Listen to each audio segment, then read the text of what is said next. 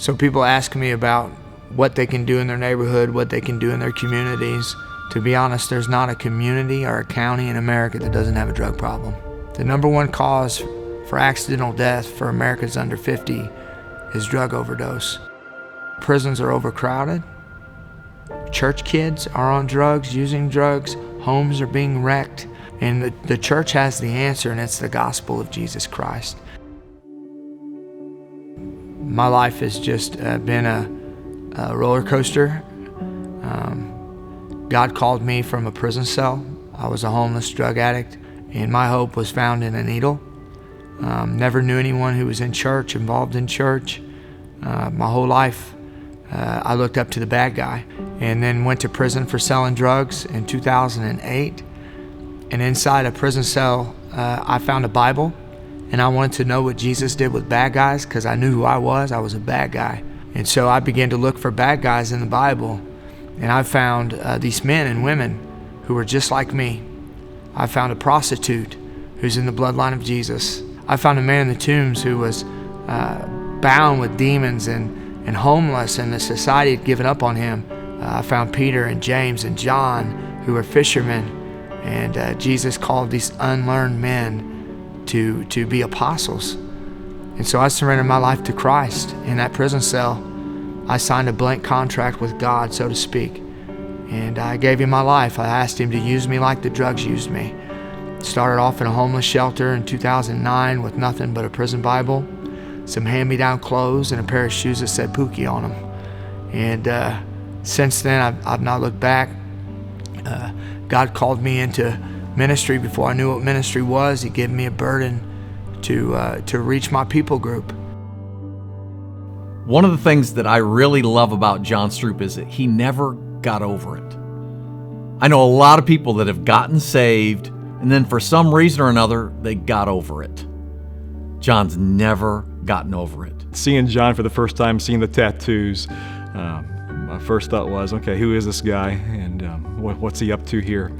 But then over time, I got to know John's heart, got to see his passion for the Lord, got to hear him preach, and he is doctrinally sound. He's engaged in ministry. He's in the trenches.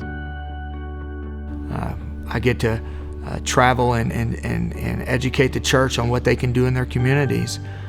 We've seen God move through revival services and birth ministries, and we even have churches that travel to Springfield, hours away, just to learn and just to see, be discipled, and learn how to do inner city missions, and learn how to be missionaries in their own communities. Through revival ministry and evangelism, we are able to teach and equip the church to reach these people most have been running from. I've seen churches more interested in seeing filthy sinners come in and dirty up their pews than keeping them clean. In every church, there's a need to reach every segment of society. But one of the things that we cannot ignore are those around us that have been hurt through a life of drugs, or being surrounded by family members or friends that have involved them in a lot of difficult things. This ministry helps people. Yes, as you pray through about inviting someone to come and lead you in your revival, preaching the word, I would look for three things. Someone who's doctrinally sound. John preaches the word. He does so boldly. He does so with clarity.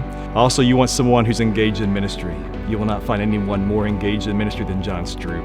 He is in the trenches. He is involved in helping people come to know Christ. Thirdly, you want someone that has the favor of God upon them. And right now, I can't not think of anyone that has God's favor more so than John Stroup. Two things I wanted my whole life: a father and another chance to live.